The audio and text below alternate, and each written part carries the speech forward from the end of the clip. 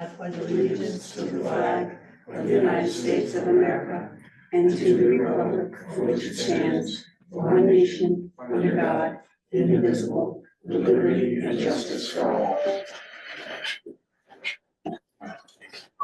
So as you'll notice, we do not have Jerry tonight, so we don't have all of our documents that ordinarily are in front of us passed out. So I'll work off of the agenda, the amended agenda that she sent out.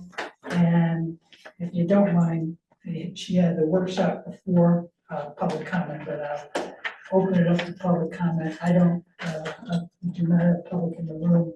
I don't see well enough to know whether we got any public up here, any guests. I don't see any. No. Okay, so we are all set. We will then move into workshop mode. And let me give you a little bit of background on what we're trying to do here. First of all, I'd like to introduce Nick Belmonte, who is on the screen there. Nick, nice to have you join us. Hello, everyone. Good evening. Happy to be part of the team here. And yeah, I've been representing various municipalities and boards of finance for a while now. So any insights I can give, I'm happy to. Yep, and Nick is an attorney with Burcham and Moses.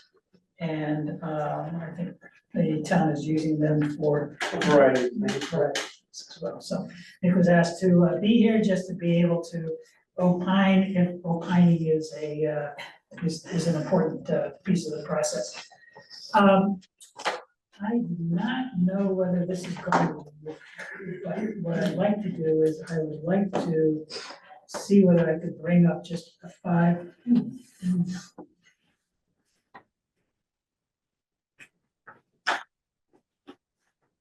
There we go.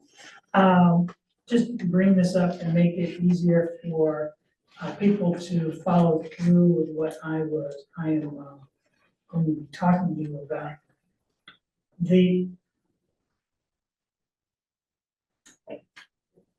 What we wanted to do, there's been a number of different times recently where conversations in the middle predominantly of budget season have taken place, and somebody else has wanted to make, raise an issue, take an action, and been told, no, you can't do that. That's not the role of the Board of Finance. And I'll admit to being somewhat frustrated by that because I don't see that in the kind of the source documents associated with giving the boards of finance their powers. So then it was, let's plan on getting together, not in the middle of budget season, not when things are hot, not when we are working on a time crunch, and talk about it and see whether or not we can come to a level of agreement as to what the right, what our scope really is. And so I distributed the statute, distributed the 2 areas of the town charter that have an impact, and then Brad was nice enough to give us the excerpt from that handbook for boards of finance, which was written by the Institute for Public Service at the University of Connecticut. And so 58 or so pages of that. So we got that information distributed. Hopefully now we are all kind of have the same background of information.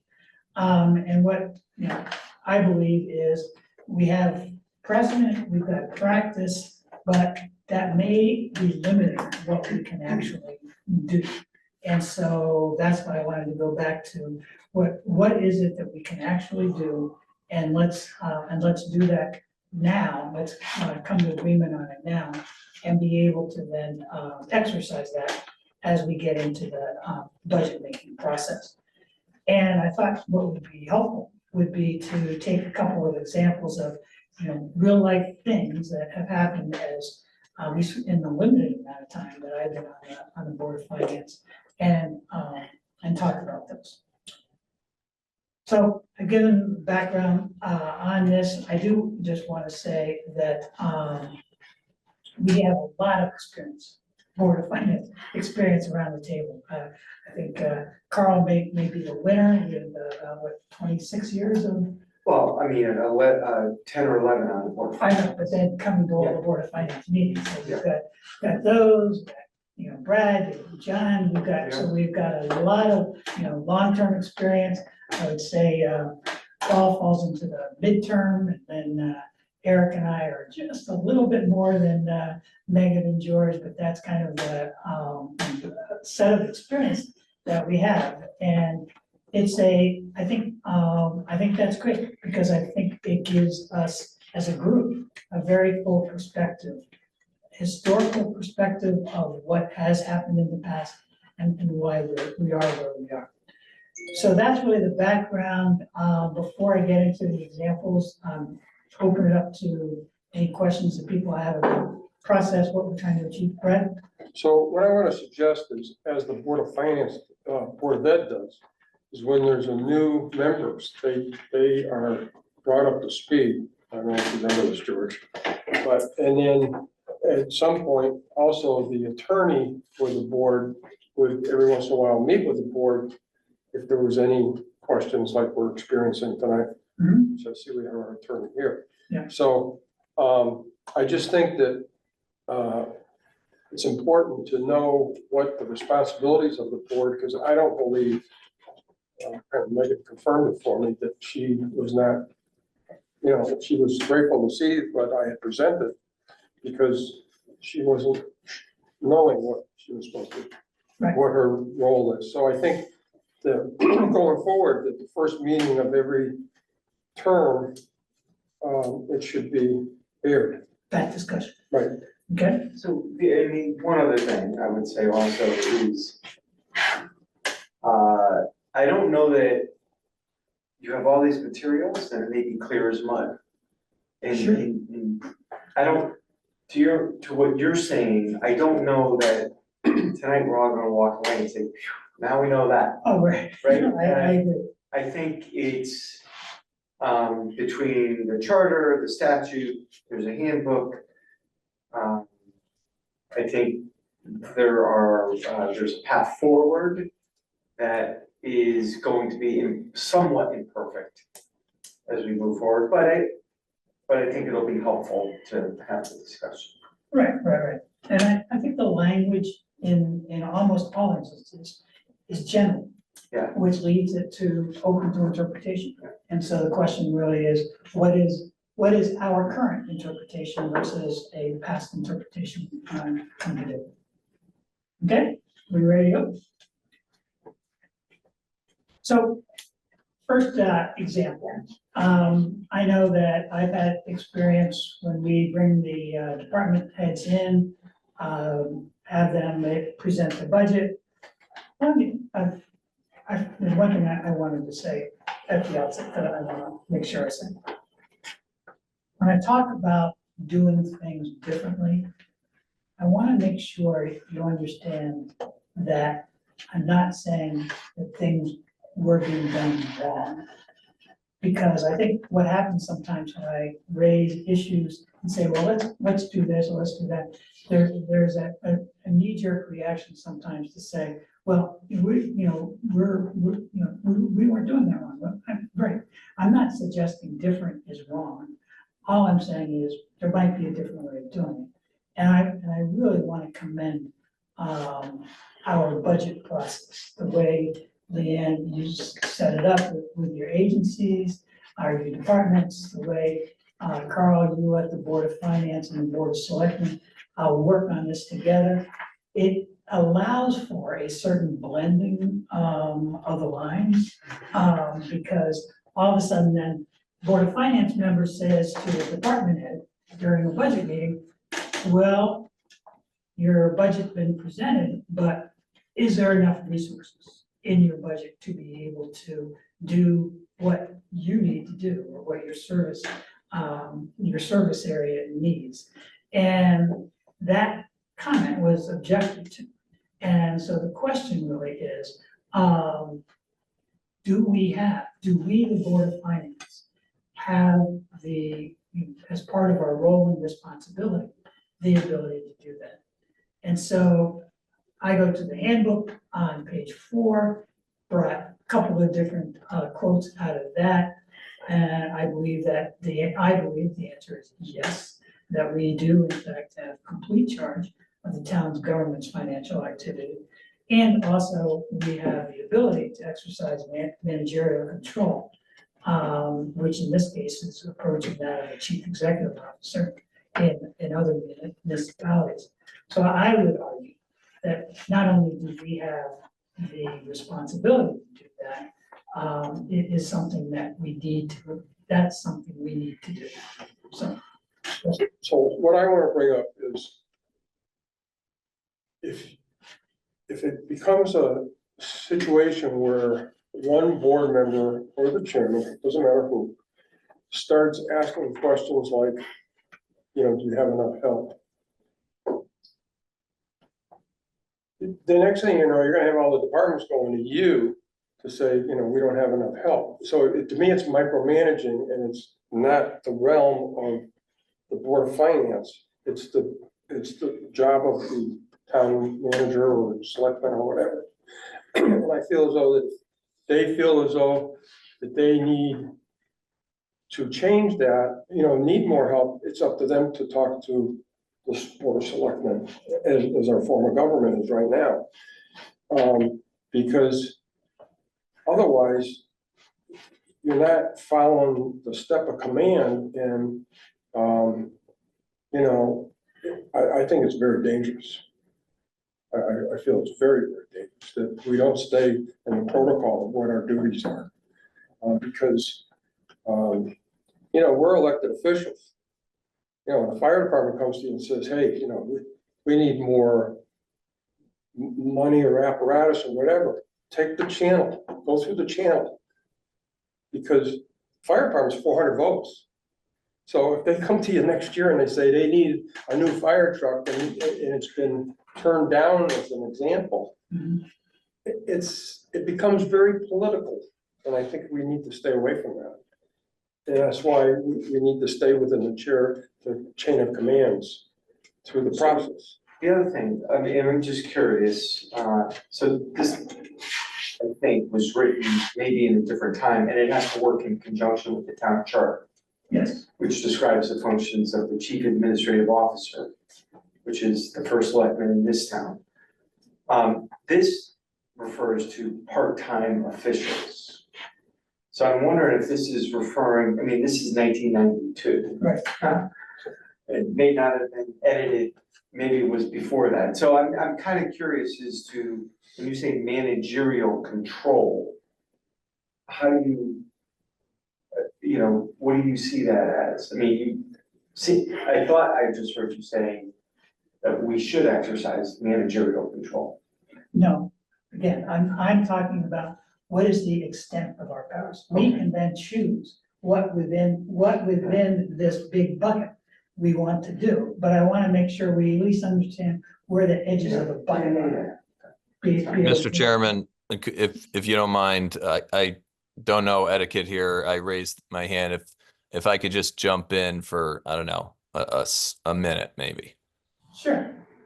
Okay, so I just want everyone to be clear here. We're looking at a handbook that was written by what I think like the Association of Boards of Finances or whatever. It's a good resource.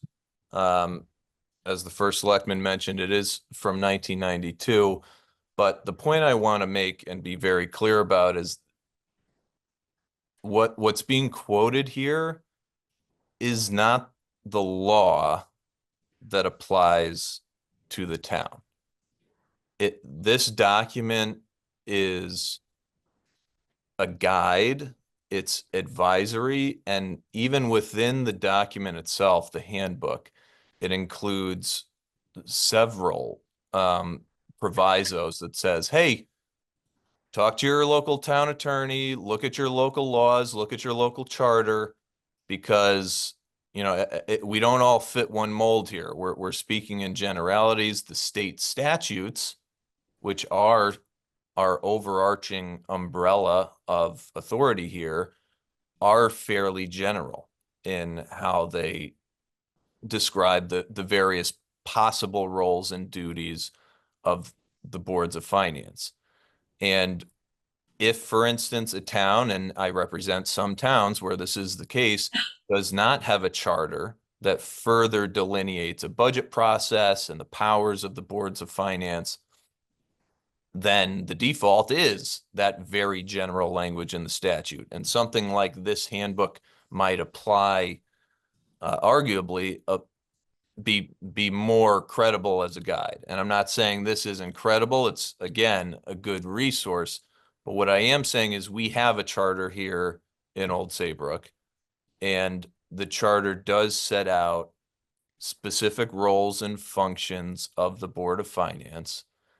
And where there's any conflict with the broader overarching statutes, the charter is going to carry the day here. The charter supersedes. The state law is clear.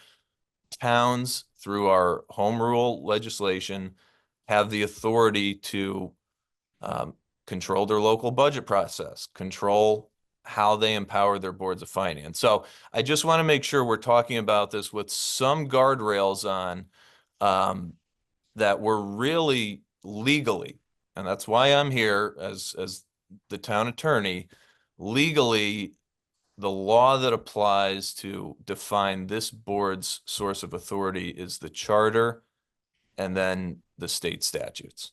And this handbook is a guide and, you know, possibly useful for discussion amongst this board, that maybe we can get to some sort of consensus. But just want to set the stage there. Sorry, Mr. Chairman. Thank you. No, and I will continue to try to look at the screen well enough to be able to see your hand raised, but if I don't see it, feel free to jump in. So George. Very good. So Nick, I appreciate your comments there. So I have to apologize. I clicked on the link of the charters. I found them to be difficult to read, and so my apologies initially that I have not gone through them to the detail. So, but I think to address Brad's question, I don't know if you actually have a copy of the handbook from Hill, written back in 1992. So I agree with you; it's over 20-some years old. But page 29, if I may. And I don't know if you have a copy of that, if I may, but basically page 29, reviewing budget requests, second part, right, it specifically talks about, you know, looking at the scope of the quality of the services. And I will read a specific line, the second paragraph. Activities must be evaluated. The feasibility of expanding old activities or adding new ones must be determined, right? And so that's part of the reviewing the budget, which is what we do, reviewing the budget. Granted, we could say that this is part of, like you said, guardrails, and so I'll just bring that out. But then this budget monitoring policy document that we all read, you actually, Paul, you actually made some comments on it, and we all approved on this. On the expenditure management, second paragraph, second line, in terms of the budget process, second line, analysis of existing and proposed personnel positions is part of what we agreed on. I'm just saying, it is part of what we all talked about, so. I don't think we ought to. Where was that second part you just said? It's our one of our Board of Finance policies. Oh, okay. Yeah, no, it's not, it's just this budget monitoring policy thing that we go, I think you basically codified a few weeks ago. Right. So, I hear what you're saying, Brad, and I think that, number one, we can, if that is what ultimately happens, we can cross that particular bridge. But I think the point that I wanted to make was that particularly when we're all in the room, first selectmen's in the process of putting the budget together for the Board of Selectmen to vote on, other members of the Board of Selectmen are in the room, and we're in the room together, we're all asking questions. And I think being able to be in that position of, is there enough? Is it too much? That really is a role and responsibility that the Board of Finance Finance has. And I don't think we should be asking people not to pursue them. So that's my, Carl mentioned that at the outset, we're not gonna walk out of here singing kumbaya necessarily, but I think that at least let's make sure that we're within the legal realm and the scope of what's possible. I still think it's very dangerous. I mean, I go to the dump and they say to me, you know, it's very busy here and we need more help. You know what I say to them? Talk to the Board of Selectmen. Right, and I I think, mean, I don't get involved. I say, talk to the Board of Selectmen. And I think if you ask anybody in most businesses, they'll always say to you, they could use more help because it lightens their load, And I just think it's, I just think that there should be a chain of command on that type of question with personnel. Because otherwise, especially if, that, I mean, I've had people ask me over the years about, we need this, we need that. Talk to the Board of Selectmen. Talk to the department head. Because I don't feel as though, I don't want to get involved in all of that because I don't think it's my area. right, so let's take it out of that and go to, something like fuel assistance in the, through social services. We have a number of families in this town who are, utilizing fuel assistance. We have seen the cost of fuel, electricity in particular, go up. I think it's a reasonable question that if you look at a budget and the budget for that program hasn't changed, to be able to say, are you sure you have enough for the upcoming winter? I think that's a reasonable question to ask.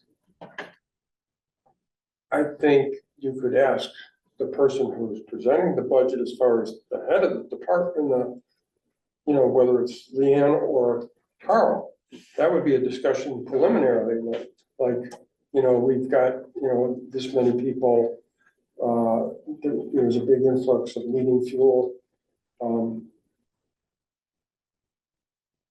It would be that, if we're looking at it that way, but there's a fine line between micromanaging. I hear, actually. George, you have. I do, and I agree with you completely, right?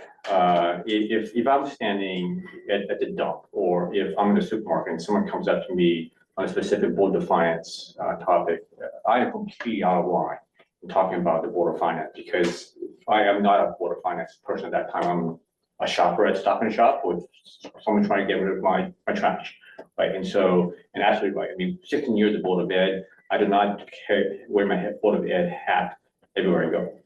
However, when I'm in this room and this meeting is on, I am a Board of Finance member. And when that person presents something, it is a topic for the Board of Finance. So I think it's a very different scenario.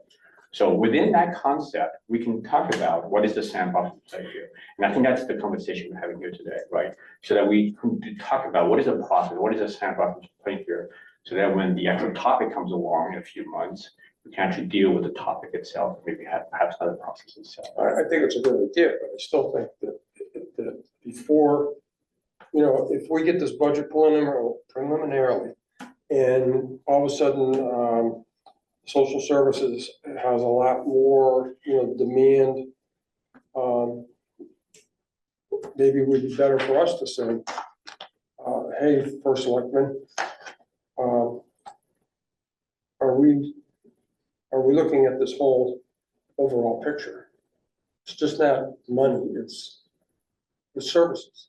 But I don't think we should go to the person itself and ask that question. I think we need to have that discussion when we have the budget originally, to say, youth and family,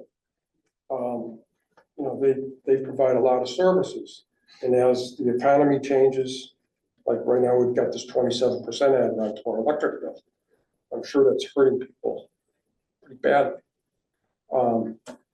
So there's probably a cry out right now for more electrical services, money available needed. I understood, but the questions, we forget the questions, the specific questions, right? We just talk about general questions. And we're gonna provide examples. It's not a specific question, but let's just say the public works came along and said, we need another 30,000, or I don't know how much dump truck, maybe $50,000 dump truck, right? It's a question, and so now they want money, right? Do we have that conversation or not, right? Or do we say, no, we're not gonna touch that, go somewhere else and go through the chain of command? We touch those things, we talk about those things, right? So which topics then is out of touch, and which topics are, right? I mean, that, once you start doing that, it becomes very difficult to say, those are okay, but those are not okay. Well, I think personnel and equipment is two different subjects, personally. The way, Paul, the way I view a board of finances, we're supposed to be a control on spending. Not a spending proposal unit. We're not supposed to be initiating those kinds of things. If somebody wants to buy a new truck for their department, they go through the board of selectmen. If they come, you're gonna set up a dynamic where you could possibly have department heads that are supposed to be working for the first selectman and the town. And now they're pitting the board of selectmen against the board of finance for more spending. You know, we could have those discussions, but I think it's pointless for us to go into depth with it and for us to suggest more spending when that has to start with the board of selectmen. Because then you're gonna have a situation where you've got your board of selectmen, your board of finance, butting heads, and you've got people coming around the back door trying to get something that they couldn't get from the board of selectmen and try and get it from the board of finance. And John, I've been on a long time and I've always been guided by the Board of Finance disposes, does not propose. So I agree with that concept.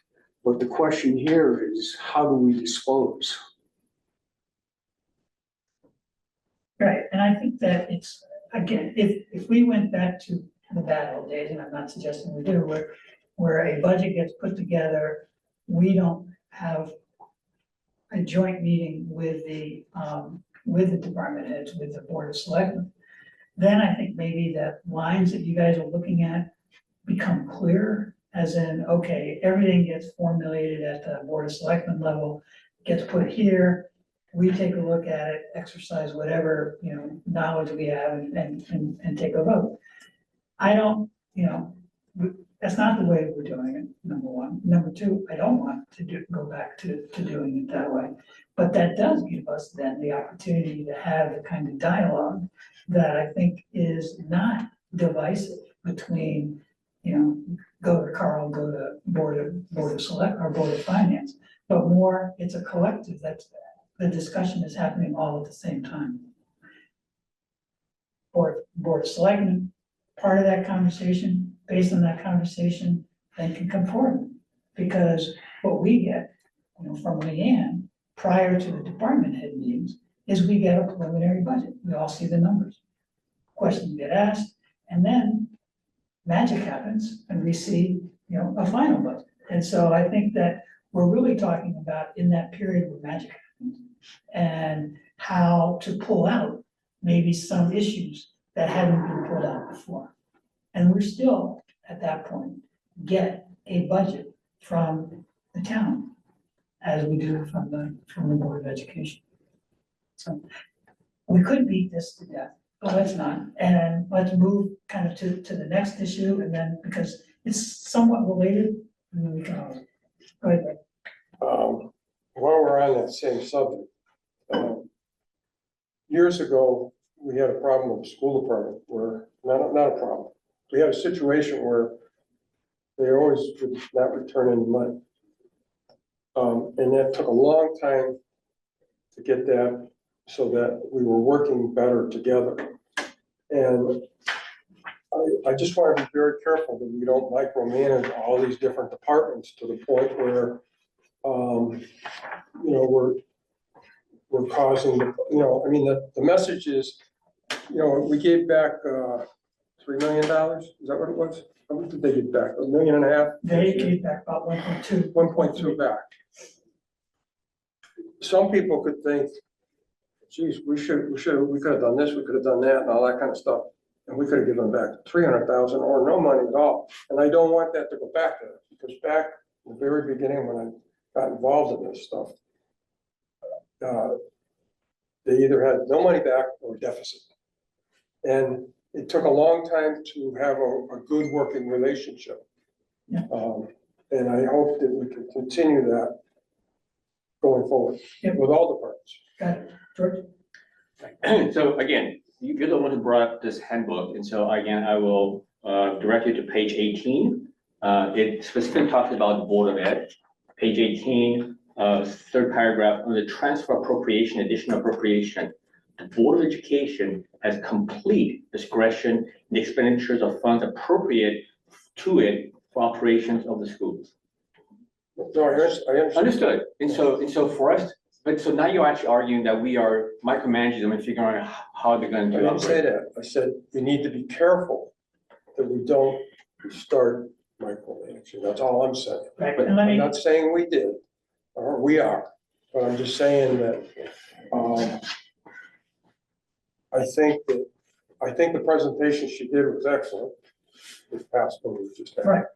And I think that rightfully so, going forward, that would be good to do that, whether it's a plus or a minus.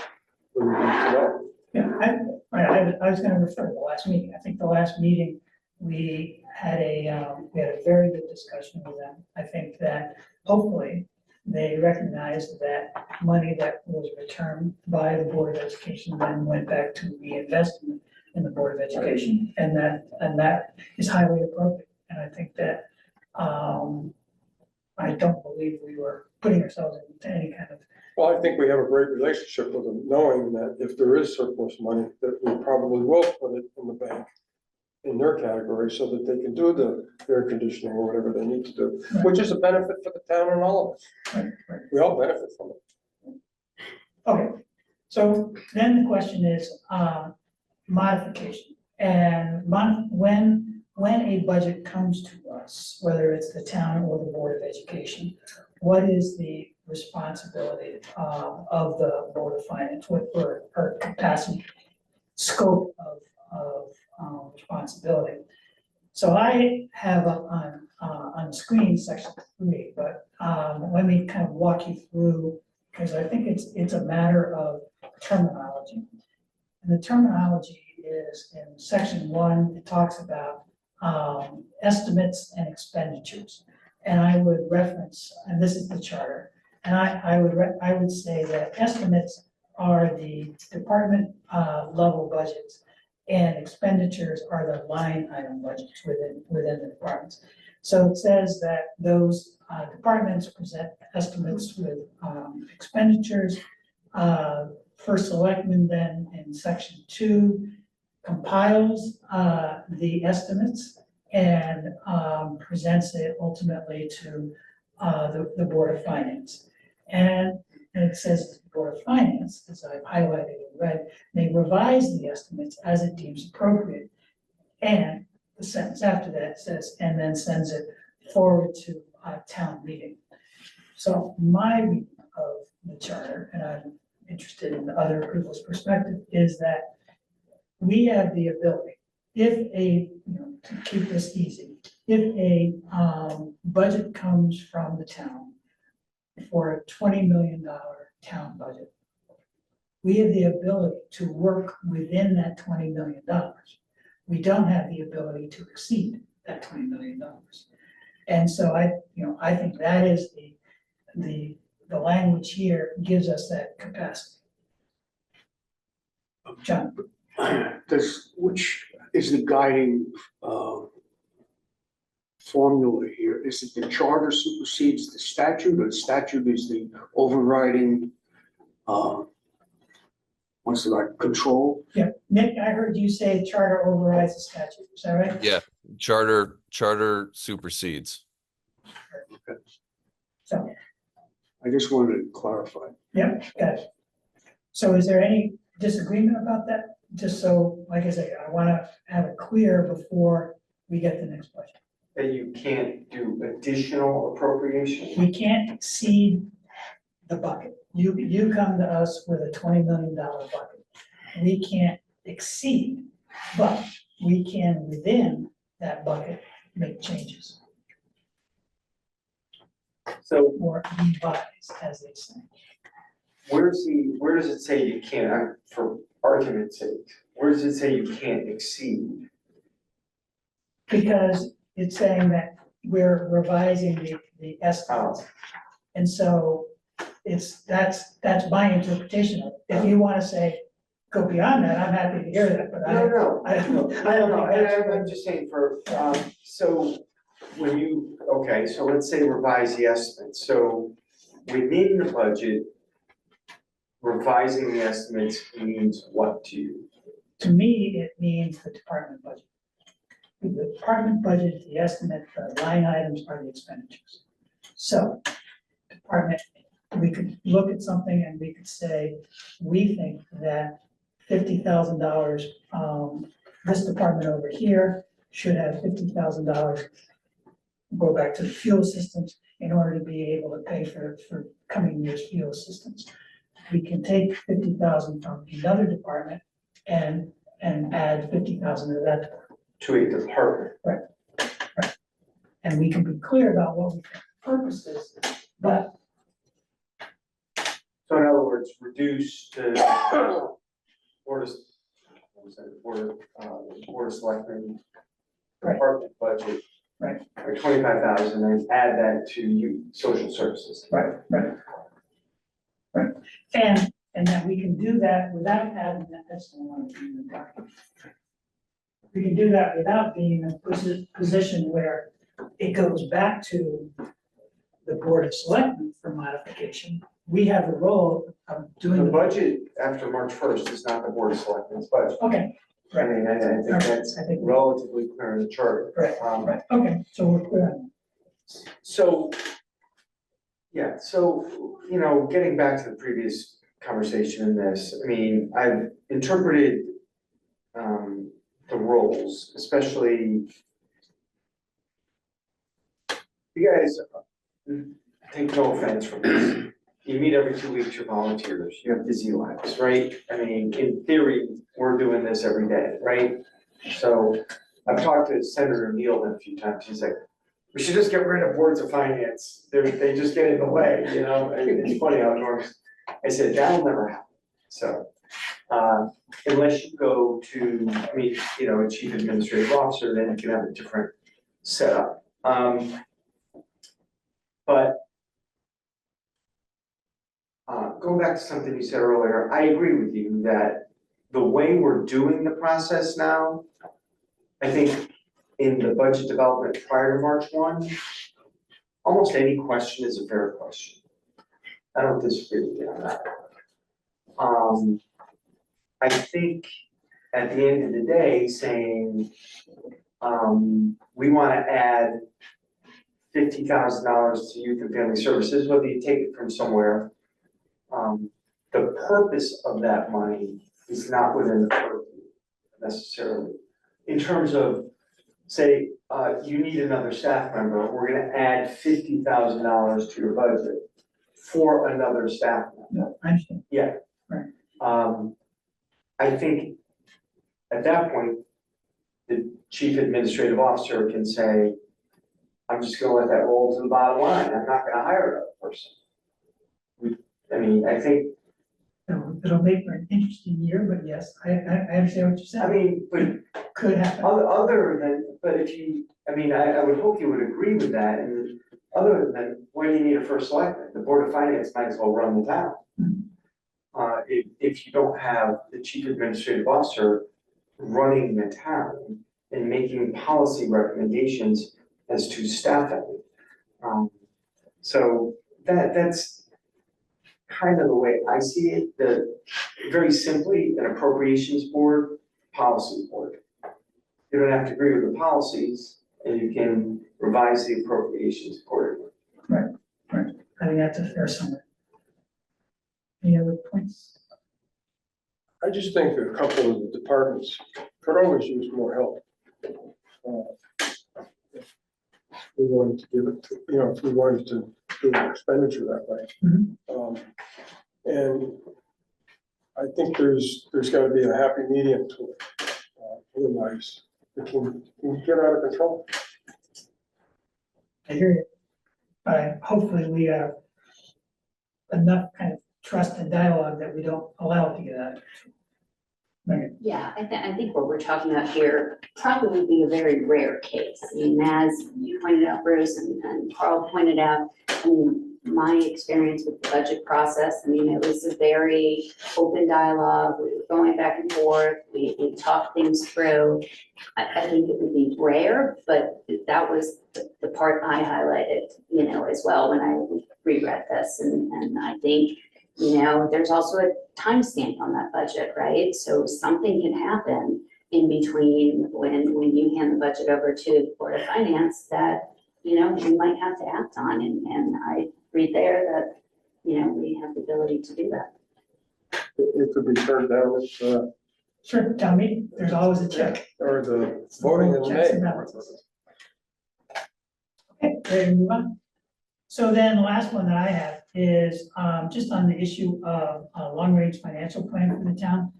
This is something that's been kind of brewing in the back of my head. I was delighted when Leanne noted about 2 meetings ago that she was in fact already working on it. So this is possibly a kudo in her direction saying, yes, this is something that is a responsibility of the Board of Finance. It's not something that I've really seen written down kind of collectively in one place in my limited experience with the board.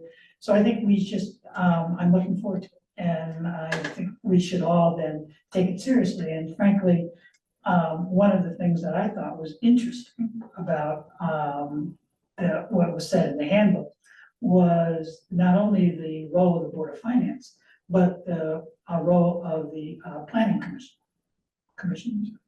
And that, they have the plan of C&D and conservation and development, and that we should be thinking, particularly on the capital side, of giving them an opportunity to opine on any long-term plan that we put together. So just as so I'm not gonna read this to you, but that's what shows up in the handbook. Any questions? Yeah.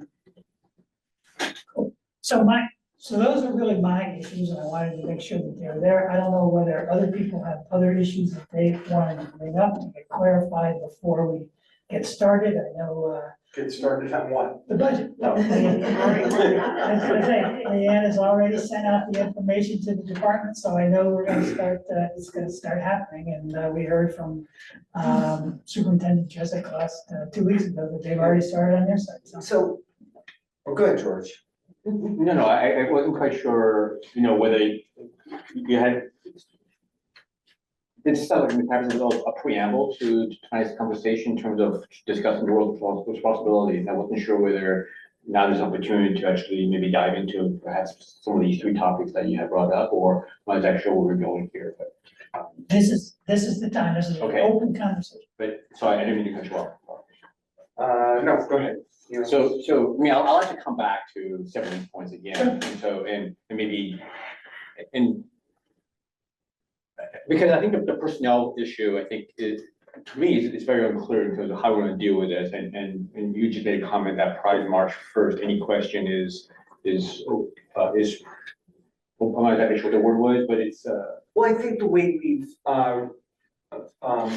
started developing the budget, and it's only been 5 or 6, I forget how long it's been that we've been doing this, including the Board of Finance early on, because there's such a time constraint after March 1st. And I have done this in a collaborative fashion to be inclusive, to be honest with you. To show you the town's priorities, hear the discussion that's going on.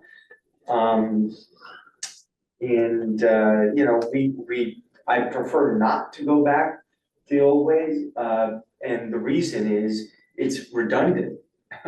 Because I meet with the department heads, or we meet with the department heads, and then the board of selectmen meets with the department heads, Right. and then we give you a budget, and then you wanna meet with the department heads, and you know, why not, why are we doing it? Why are we wasting everybody's time?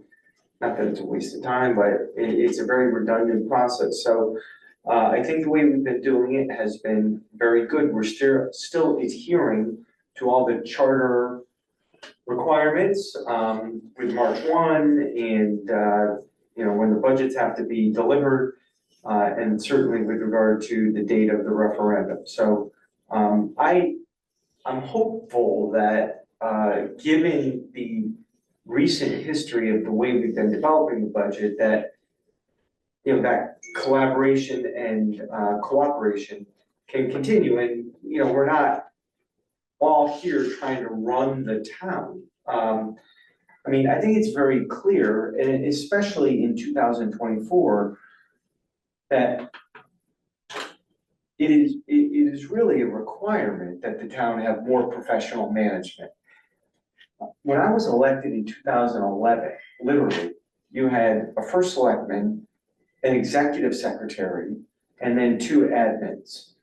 Now, no offense, I went around when I was first elected, talking to a couple other first selectmen, they're like, you don't have a finance director? I'm like, no.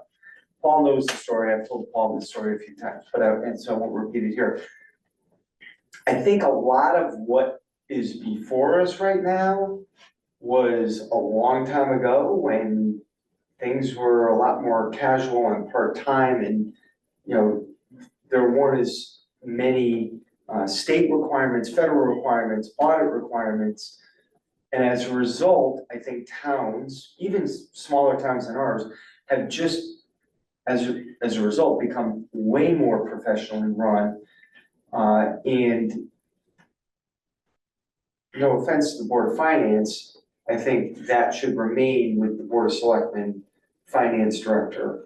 The day-to-day running of the town and policy decisions. I love the discussions that we have, and do you have enough help is a fair question during the early budget discussions. But at the end of the day, do you have enough help, I think ends up in the chief executive officer's suite. Yeah, okay. So I don't know, I went off on a tangent, I'm still jet lagged a little bit. So I'm sorry. And I appreciate that comment. And so, but I mean, what I want to say was just, again, the last budget process, just some other examples that came up, right? And it turned differently, right? So when, I'm gonna get some of these people's names wrong, Jennifer Donahue, is that her name? She came in, she's the economic development person, she writes a lot of grants, and she's obviously very busy. And she noted that. And I think Youth and Family Services came along, and they basically write a lot of grants, and they tapped it to Jennifer, and I think there was some comment about that there were actually some grants that basically they cannot pursue because they can't do it. And so we proposed, well, you know, and I think that proposal in terms of can we get more grant help, I think it's actually took on whether we're going to get to some co-op group and maybe hire a part-time person, right? So those things do happen, right? And so another example that comes to mind was very recently, I think Eric brought the comment about this Saybrook. I don't have a history about the Saybrook in Old Saybrook, but apparently it's been delayed a little bit. And there's one architectural firm, perhaps engineering firm, Jacobson, who does this. And the question was whether they're overwhelmed, right? And so another personnel question, do we find someone else, right? So where's the line, right? I mean, these are 3 different examples here, perhaps there were more, right? So I mean, it's all there, right? So.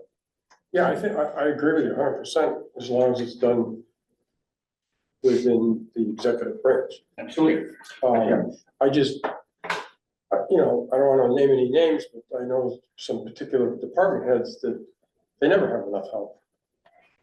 Yeah. What else? Or Did you have other stuff? No, I mean, I covered that because, but I appreciate it, and your last comment is just that in this room, as Board of Finance members, having a candid conversation, I think it's a rich experience. And I'm not gonna say I haven't drawn anything from them. And fair enough, and I appreciate that, yeah. And we've had ideas raised, and it's all good. Very good, thank you. Carl, just want to use the chairman's example. If we had a meeting during the budget session and we asked the social services director, do you need more money for the whatever, the fuel program? And that person said, yeah, I could use another $50,000. And we put it in the budget. As the chief executive officer, do you have to spend that $50,000? Do I have to spend it? Yeah. Allow it to be spent. If it would, if it's in the budget after March first and it goes to referendum and it's in the budget, the department head can probably go ahead and spend it. Now, you know, I can always, on March 1 of the fiscal year, if we're running a tight budget, perhaps say, hey, everybody hold the line. If you haven't spent discretionary funding for that before, don't do it. And that, you know, maybe something along those lines. So I can certainly probably have influence. But if, you know, if the money's appropriated for a purpose. Because, you know, governors, presidents have Yeah, no, that's what I'm saying. the line item and pocket veto. Well, I Just don't know that I because- have a pocket veto. Just because the legislature or Yeah, one body approves spending doesn't mean that the executive I, has to spend it. but anyway, I don't wanna get into too many hypotheticals either. Cause I think that can also go down a path that, I was just gonna Yeah. comment too, that I hope we don't ever get down a path where we don't have the department heads here. Because I think that's very, very important, right? I mean, so, well, Eric, whether they do it prior to March first or after. no, March but I mean, 1st, in front You of, can always have the department head. I mean, during budget season. Yeah, that's. You know, I what mean think too. there are some, and I don't know what they were off the top of my head, but I think last year there were some departments that Leanne went through their budgets on. I personally would like to see everyone who has a budget, fire marshal, anybody come in and present, even if it's 5 minutes. Right? I mean, if they have a budget, they have a budget. I think it's important for them to come in and present it, right? I mean, Maybe, maybe not. I mean, you know, I think there are some very small budgets out there, you know? oh, Larry does his budget. He's a one-man band, right? I mean, We can have anybody in. Right, and maybe what we ought to do along those lines is before we set up this schedule of meetings, maybe we ought to just work with Leanne on, you know, let's look at who we want to have in. And so that it gets scheduled in. agreed. So we can, it's just another step in the process, but I think we could. Okay, any other points we want to make? We will move out of our workshop and back onto our agenda. The next thing on the agenda is to approve the minutes from our September 19th. Those minutes were distributed by Jerry. I will take a motion to approve. Thank you. Is there a second? Second. Is there any discussion? Seeing none, all in favor, please say aye. Any opposed? Nick, if you want to hang with us, feel free to do so. We're out. We're not going to be talking about this anymore. We're going to go into IT budget needs. So happy. Very to good. Okay. I will let you guys take it away. So pleasure. Always happy to help. Have a good night. Okay. Good night, Mike. You see a radio announcer before the war? Baseball. So, Don't ask me over an hour. I know. We got about another an hour. So, one thing, Nick has done is kind of helped us better enforce our blight ordinance, more recently, and that's been helpful, I will say that, because there's some houses that need it, so, Did we do the tax sale? they're all done.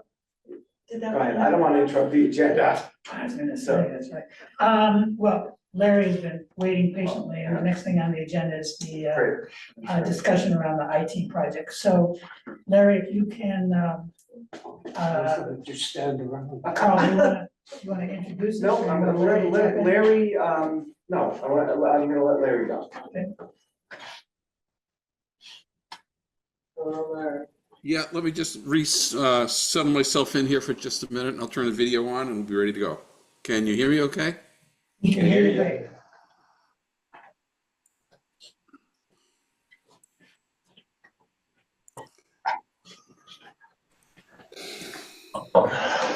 There it is. Okay.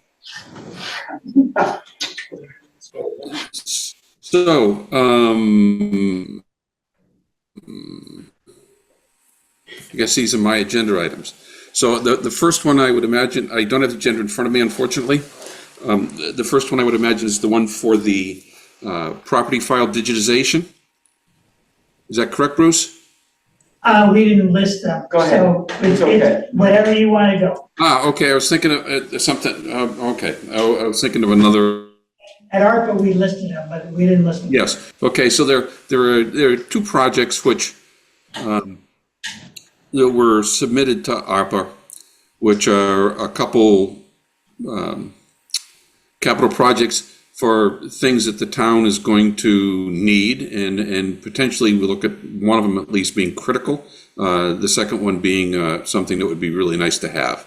The first one, which is the critical one, is we're talking about the scanning and digitization of the of the property files that are stored upstairs.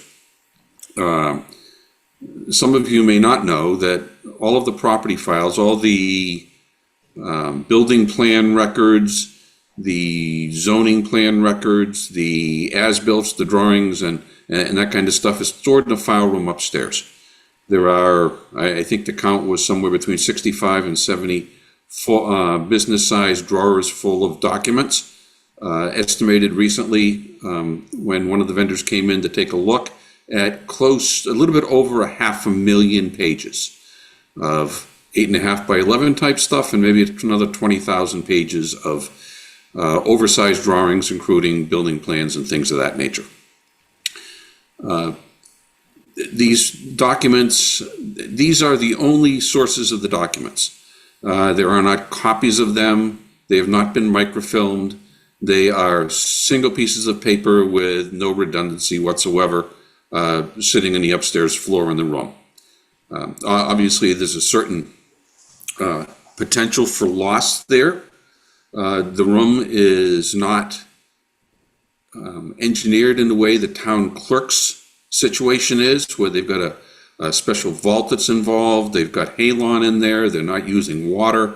There are a lot of things that are done to protect the things in that room that are just not done in this one. This one is effectively a closet with sprinkler fire extinguishers in it. So the proposal here is to go ahead and finally move into the digital world and get these documents scanned, get them available in a repository so they'd be fully text searchable and online. And online from the perspective of the town as a business being able to access them and use them. So the town employees could use them instead of having to go to the files.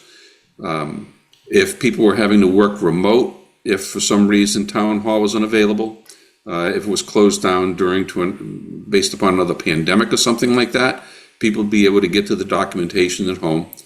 And if there were external requests for the documentation during the time when the buildings would be shut down or unavailable, or even during regular business, if people would request it, people working for the town would be able to find the documents pretty easily, since they'd have them digitally and be able to ship them out to folks and make them available without people having to come in. So this is at the root of the project. This one is estimated, based upon the volume and the licenses and things involved, to be in about the $100,000 price range. There's some more details on that. There are quotes that are available and some things that are coming up. But give or take $5,000, that's probably where that one's going to sit. So that's the first one. Open to any questions or any clarifications, if anybody'd like to go ahead. Larry, I'm not sure you talked about public access to the documents and how this would be able to expand the opportunity for public access. Yeah, I'm sorry, Bruce. Did Public you say access. public access? Yeah, Yes, so having the documents available online would fix it so they would be able to be easily staged for public access. I say easily at the moment and not immediately because there are, let's be frank, there are 500,000 documents in there, any of which, and the amount of time that it would take to go through and review each one of them and determine whether or not it's appropriate for public disclosure would be a lot of time, and an awful lot of time. You know, we're talking about being able to scan thousands and thousands of pages an hour to get this job done in 3 or 4 months. The ability to go through the files and be able to make that kind of a determination to open them up immediately is close to impossible. What it does allow for, though, is if somebody would request the files and go through a gatekeeper, that we would be able to make them available to the folks externally as appropriate. So, we recently had some discussion come up regarding the online building department system in a similar vein, where you take a look at building permits that may be available and to be reviewed online by the public, and that information is strictly managed so that you only get to see the fact that the permits are there, what it might be for, and get a sense for the overall construction cost of the permit. Beyond that, the addresses, phone numbers, email addresses, the people that are involved with the project, any kinds of plans or anything in the system are not being made public. They're just being given the bare minimum of data to allow them to see that the activity is in fact legitimate. And the same type of thing would want to hold here. And we certainly would not want to be accidentally divulging information. There may be in documents that are buried in there that we haven't reviewed some kind of financial information. Heaven forbid, there may be documents in there that have Social Security information on them that go back from days and days in the past when that wasn't treated quite as such a sensitive matter. So we want to be careful with the documentation, but we want to make sure it's stored, archived, and available as appropriate. Paul? Yeah, Larry, what would happen to those hard copies that we currently are maintaining? Would we secure them? Would we save them? What would we do with them? Well, the expectation would be it would be looking to go from the business process point of view to going totally electronic. So we'd want to, close down those files and, wrap them up. The actual final destination for those, whether we were to send them out to some sort of a private archiving facility, like we would say Iron Mountain would be the one that would probably be the most recognizable to people. But there are a number of them out there, and in fact, as I recall, the state library is actually looking at a project to potentially come up with one that would allow municipalities to go ahead and do that and not have to go private. But one way or the other, they would probably be taken off-site and stored someplace where they were climate controlled and would be available if necessary if we had to go back to them. Thank you. Brad? Are these building records, or are they, what records are these? What type of records? Well, they're, I'm going to say a hodgepodge of things, because when people come in with zoning requests, the zoning applications and the documentation associated with the zoning go in there. If somebody has applied for to ZBA for a variance to go ahead and do some work, all the background material on that is currently in those files. WPCA as-built for septic systems, for people who have septic systems at their house or as part of the project are in there.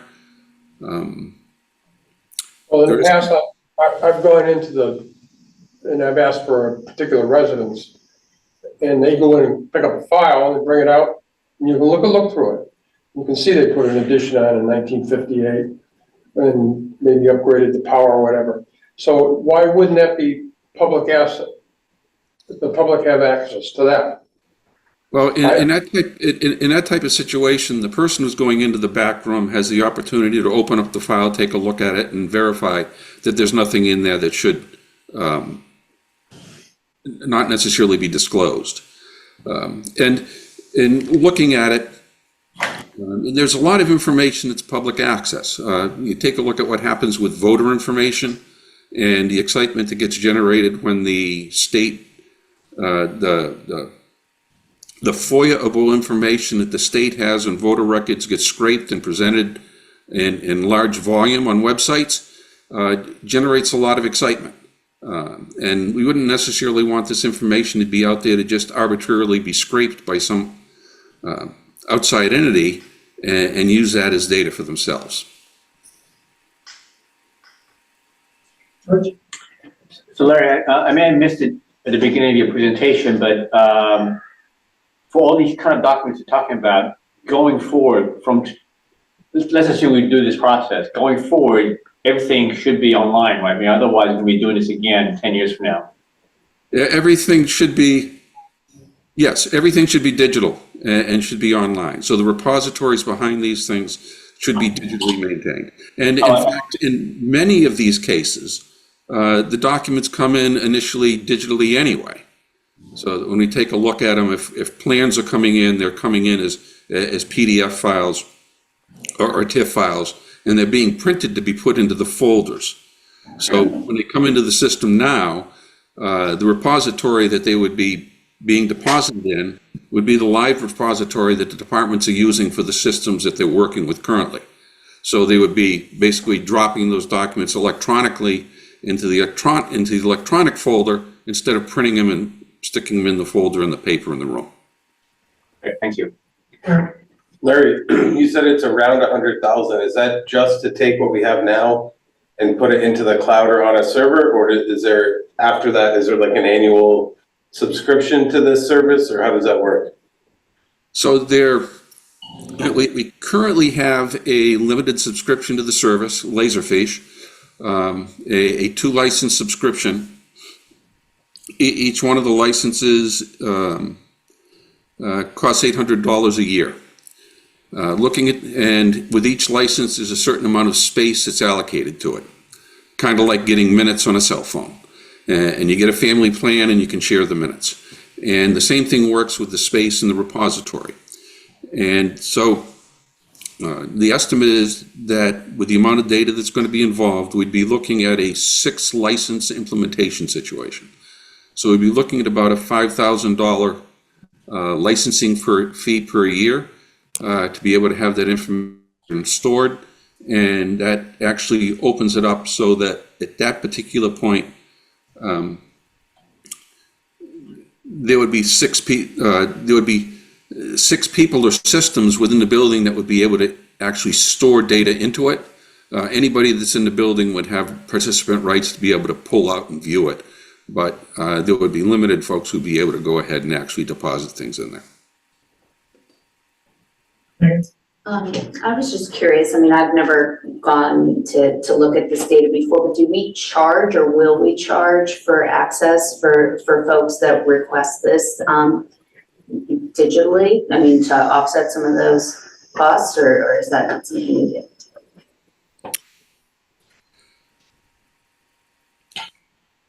I don't have an immediate answer for that.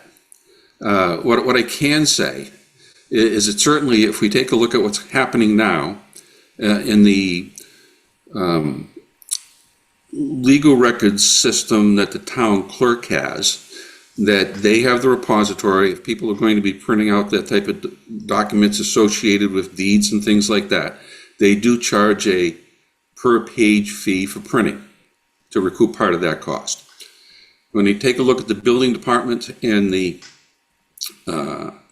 land use and zoning departments, they charge for copies also. So in particular, if you were looking for a copy of so if somebody had to take a architectural diagram and take it to the large format copy printer, the clerk would run that through, make the copy, and charge the person $10 for it. Now, as to whether or not we would be, if you were just supplying the images, I don't see why there would necessarily be a cost for supplying the images. If we were printing out large materials and bulk materials like that, I could picture the departments charging for architectural drawings and things like that, if they were printing them out the way they are now. But I didn't see this started, and I haven't seen it in other municipalities that I've surveyed, as a revenue generating to overcome the of the service. You know, at the price point, at $5,000, you know, it's about what we pay for our GIS service online. It's about what we pay for our website online, and we're certainly not billing people to use the GIS or the website. Having access to this and having the town having access to this at this price point seems to be a bargain. Carmen, do you? No. Okay, any other questions on this for Larry? Let's go to number 2, Larry. Okay, so number 2 is a proposal to replace, bring up to date the current digital signs. So the digital signs that we currently have in place have been there for maybe 12, 13 years. The one that's out on Town Green was the first. The other, which I'm going to say at the moment was, or is out by what used to be Pat's Country Kitchen, Mystic Market now, was put there about 12 years ago. And they are both 12-year-old technology. Some of you may have noticed that about a month ago, we had an issue with the sign out by Mystic Market. There was a hardware power supply failure in there. It took a while to get it diagnosed and to get the parts to be available, and the sign was down for close to 3 weeks. It's old technology, and some of it's getting tough to get. Also, so we'd be looking at replacing these signs, upgrading them with current technology. In doing so, in addition to having it be easier to maintain, well, one of the things that it would bring with it would be the ability to be able to hold additional information. The old signs that we've got here are kind of like old black and white TV, 270 scan line images, and what we used to see back in the days when we were watching TV in the 50s and 60s. In terms of digital panel technology, the newer panels are much denser and much brighter. So where we have a very tight fit of 6 lines of information on these screens, it would be possible in situations where we needed to go up to 7, 8, 9, or 10 lines with text that's denser, brighter, and allows for more fonts and things to be much more readable. And in particular, readable up close. If you've gone and walked by the sign on Town Green during the day, you notice it's mostly black. There are some faint lights on it you can barely read.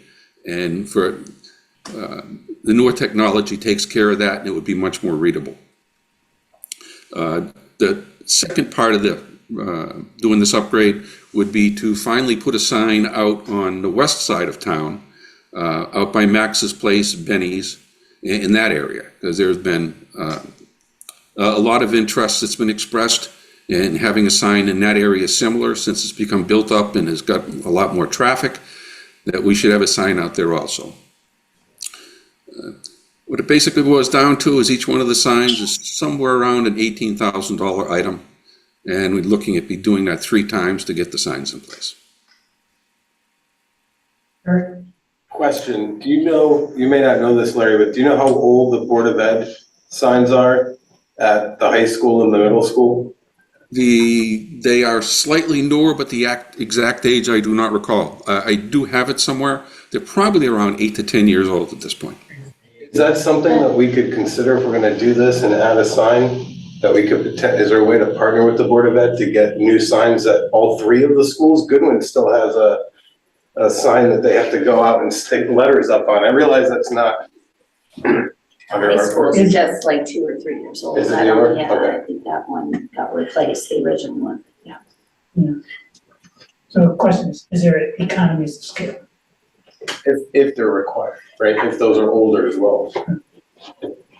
School might be old, but that's certain. Is there a way to just find out about the middle school? Well, that's in terms of which, the age or what it would cost to replace it? Well, I think the question is whether or not they have as much of a need for replacement as what you're talking about relative to these other two signs of the towns. And then the question would be, if they say, yeah, we ought to do this within the next year or two, is there an economy of scale of just adding that sign into this batch and being able to have them contribute to whatever that, quarter of the cost is? Well, so one of the things that the format of their signs, they're a bit smaller, they're not as many lines. One place where there would be a potential for savings would certainly be with installation, with shipping and installation. Because when they talk about the cost of getting the signs shipped to us, basically you ship one, in the example of the ones that we're looking at, the other two ship free. So there would be a potential of saving some of the shipping costs. Certainly, I believe the school signs are working on older technology where they're being driven by computers locally within the buildings, where the two that we have now, when we did a site controller upgrade to them a couple years back, we fixed them so that they are cloud controlled, so that we can control them from anywhere. They download the information from the cloud. So that makes life a little bit easier. And especially in the situation where if we need to turn them over, for example, to emergency management to have access and control of them, we can do that. We don't have to hang around and manage that ourselves. They can take that over. So that would be a technical improvement. One thing I will say, I certainly don't think that they're going to relinquish control of the content of the signs. It's one of those things that I expect that they would hold on to pretty tightly, unless there was an emergency management declaration. Right, understood. Okay, well, maybe let's just look into that as this gets developed. Any other questions? Carl, did you want to kind of give a context as to why we're having this conversation tonight, or? Well, because it looked like it was an ARPA project it was recommended as an ARPA project, and there at this point does not appear to be funding through ARPA. So I just told Larry to come to the Board of Finance, and if the Board of Selectmen and Board of Finance agree, it would be funded through capital non-recurring account. Suppose that. So they're setting us up for, we may be seeing it again soon. Yes. Got it. Okay. Right. Are there, I'm not sure if I should ask this question now, but are there any people that we delegated ARPA funds to that haven't spent? We're taking a look at a couple. The answer is we want to make sure that the money is either spent or is contracted by the end of the year.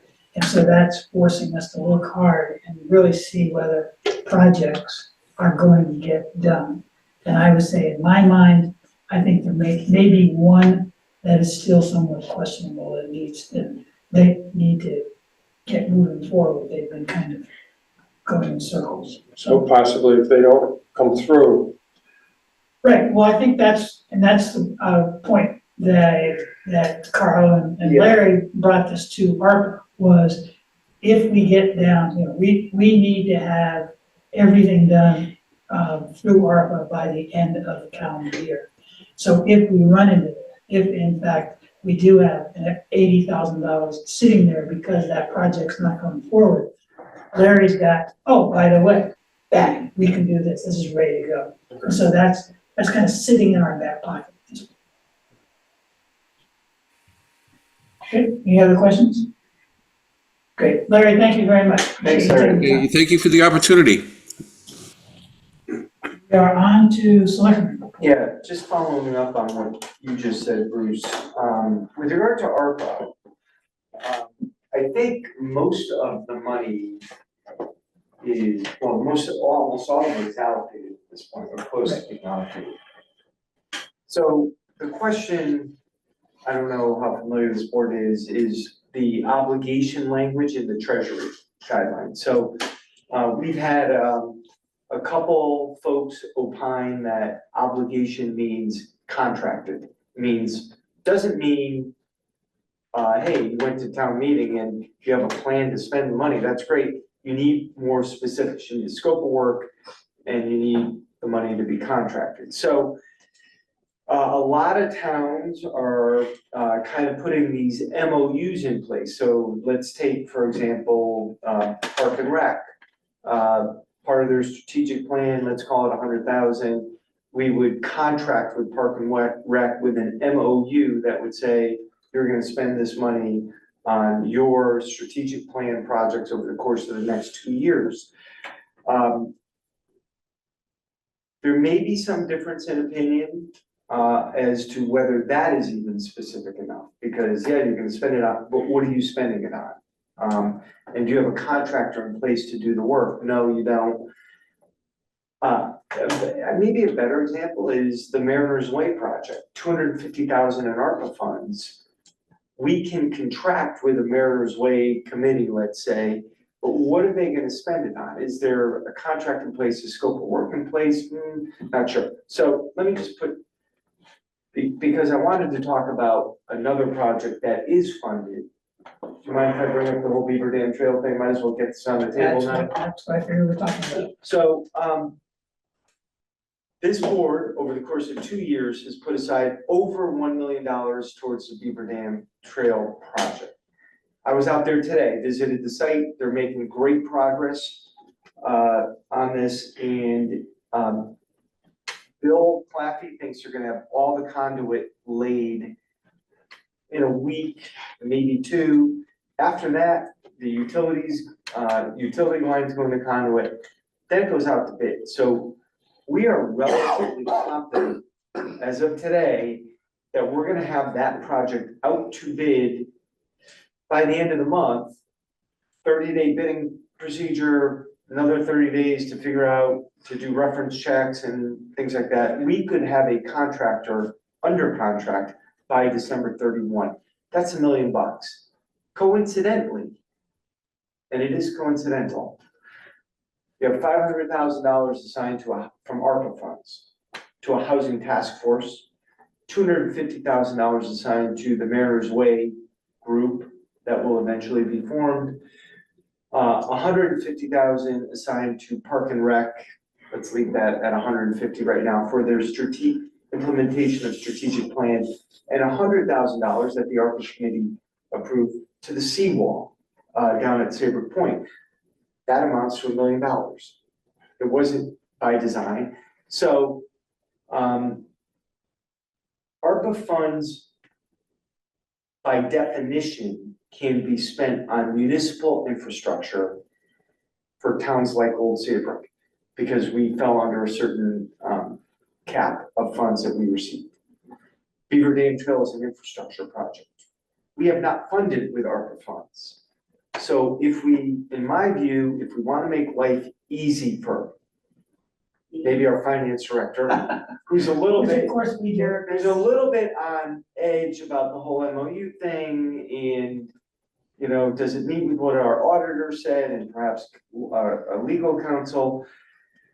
The easiest thing to do would be to do this swap and say, even though they've already gone to town meeting, a lot of these things, we would reverse that and say, we're gonna take that ARPA money that we assigned to the projects I just outlined, and we're gonna say, nope, we're gonna reverse that, and we're gonna say that $1 million goes to Beaver Dam Trail, and then we'll take the ARPA money that we've assigned, and we'll take that $1 million that was assigned for Beaver Dam Trail, and we'll just break it into these projects. The good news for that is the housing task force is not under pressure within 2 years to spend $500,000. Because the ARPA money has to be spent by December 31st, 2026. And the ARPA committee can spend maybe 100,000 here and hold on. So it takes, I think, some pressure off, because that money would go into an off-budget account. So, my update was gonna be on Beaver Dam Trail, and I talked to our engineer at Howard Farmer, who does a lot of bridge work. And he said, based on the progress, there's no reason that we can't be out to bid on this project in October.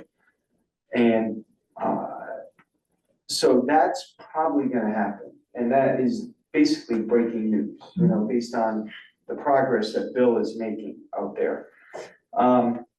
So there may come a time when we ask this Board of Finance, it'll be a lengthy agenda to do these various transfers, in addition to other transfers with regard to the Main Street Crosswalk project, which has $500,000 of ARPA funds allocated, and perhaps taking that and moving Bill Claffey's $500,000 paving budget infrastructure and make that ARPA money.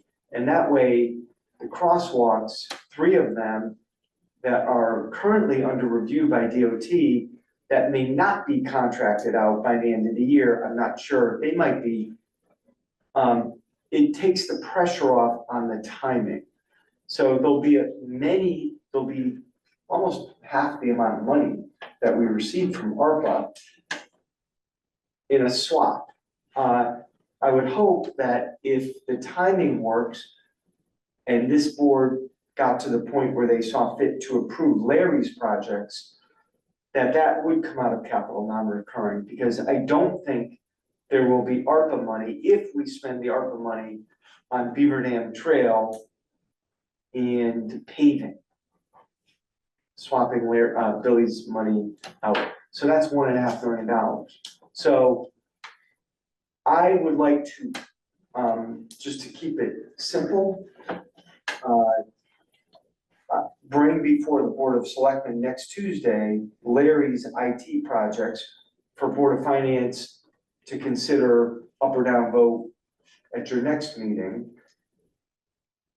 in the hopes that we would then have a town meeting sometime in November or December. We just have to have it. Leanne got a little nervous when I said December, but you know, just to finally put this all to bed. It'll be an interesting town meeting. There'll be a lot of items on there, but really no harm, no foul in terms of money that has already been allocated. It's just a question of moving it around so that we can all meet deadlines and be comfortable with the process going forward. Questions people have? Long story short. Does the ARPA committee have to? Right, so I was just gonna say, so Carl and I had some of this conversation, and so what the ARPA committee is doing is it's gearing up, it has a meeting next week. And what I think we will do is 2 things. We will finalize the allocations of ARPA money, and we will have the same conversation that Carl just had about the potential of a swap and being ready to go forward. The ARPA committee doesn't need to vote. Well, I guess it would have to vote on the dollars for the, but yeah, we probably talk about it. But anyway, right now, we're set up, the way in which the committee's meeting is set up is perfect, in that ARPA can meet, Board of Selectmen can meet, Board of Finance can meet, and if we could still do a late November town meeting and get it all done, so that then the whole thing is taken care of. Would we do this at our next meeting, or would this likely be the November meeting? This would be probably, we may need to schedule a special meeting, because we canceled the November 5th meeting because it's election. So we may need to put a meeting together that week in order to be able to kind of keep things in line. Which can be a relatively brief, you know, single, you know, multiple item agendas, and it can be, everybody can do Zoom if they have to. Right, it'll be clear what's going on. So, Yeah, that's. yeah, just, a lot of paving in Cornfield Point going on, that I think mostly wrapped up today. I don't know if anybody drives out there, it's been very busy, those are never, what? The roads near me look like they're done.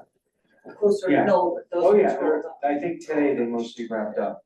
In terms of sidewalk projects, we have two that are on the calendar. One of them is from Dairy Queen to Westbrook. That is likely to be a spring project. And then we have the Saybrook Junction one, which is Stage Road to CVS and Beard Lumber going south, I think, towards Monkey Farm, Saybrook Home, and then continuing in front of the shopping center, probably the fall of next year. And that's about a $2 million at least project. That is federally funded. It's called Local Transportation Capital Improvement Program. If you remember when we did North Main Street, that was also what they call a lot SIP project, Local Transportation Capital Improvement, not low SIP, which is other money we receive. We've started meeting on Celebrate Saybrook for next year. We've already had 2 meetings, made some decisions, a little bit easier so far, but we had some discussions about things. We're moving to a new registration format for the vendors, but we've already had 2 meetings on that. We're having another meeting in about 2 weeks on that, and then we're gonna try, nail down bands, get the bathrooms. I mean, things are done this far in advance for that.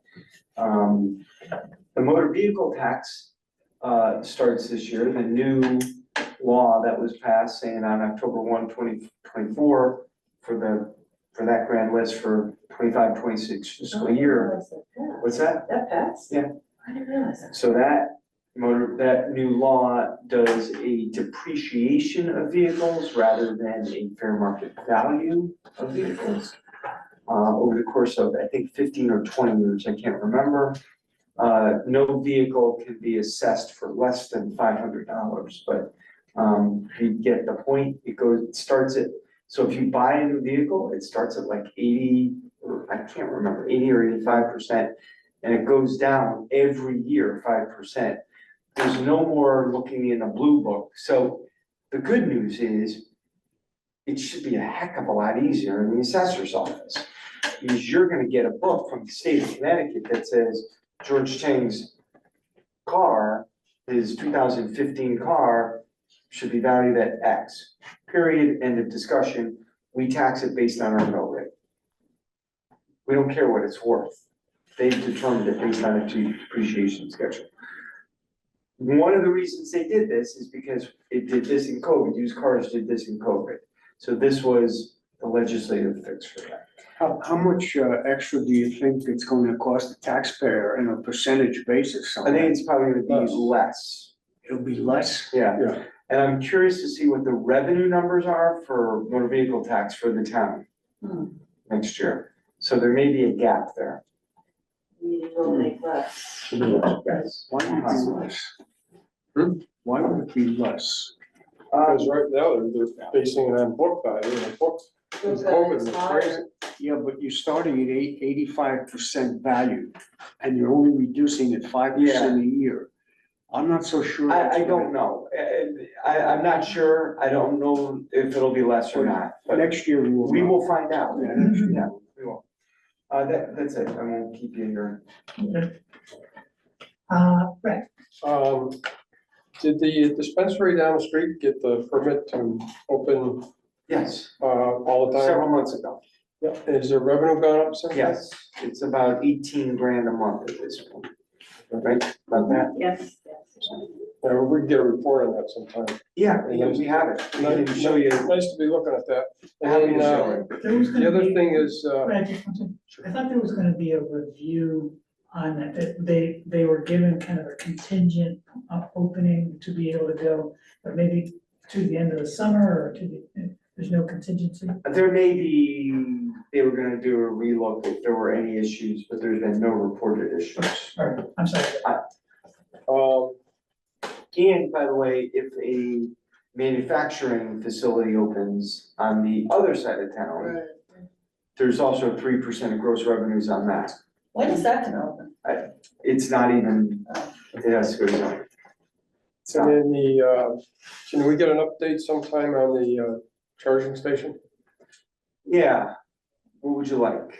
Just to know, It's usage, not- are we getting any revenue, are we? Nah. Are We're we, not getting any revenue. I mean, it's being used somewhat lightly, are we charging, 25 cents, 25 whatever it is, charging more than what the electricity okay, is. because the electricity is convenience. changing again, and I didn't know. As I said, we had a little bit of a disagreement on this.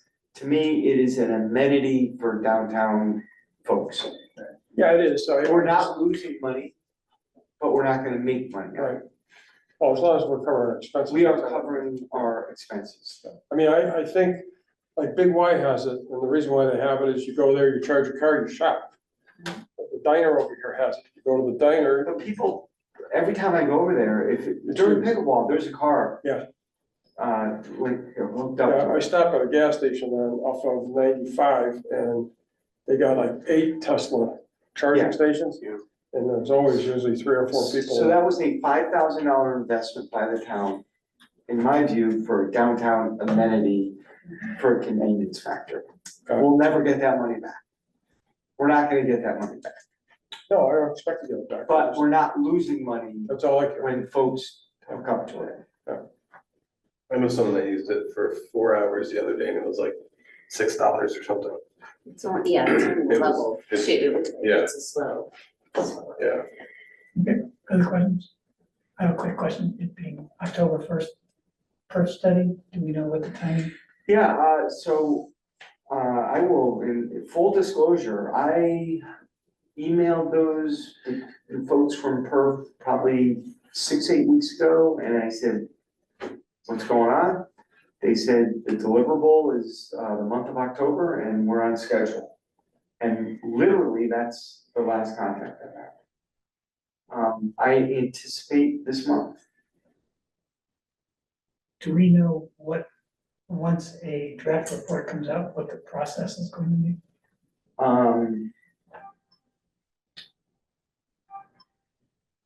The chief of police gets a draft pursuant to the contract, as does the board of selectmen.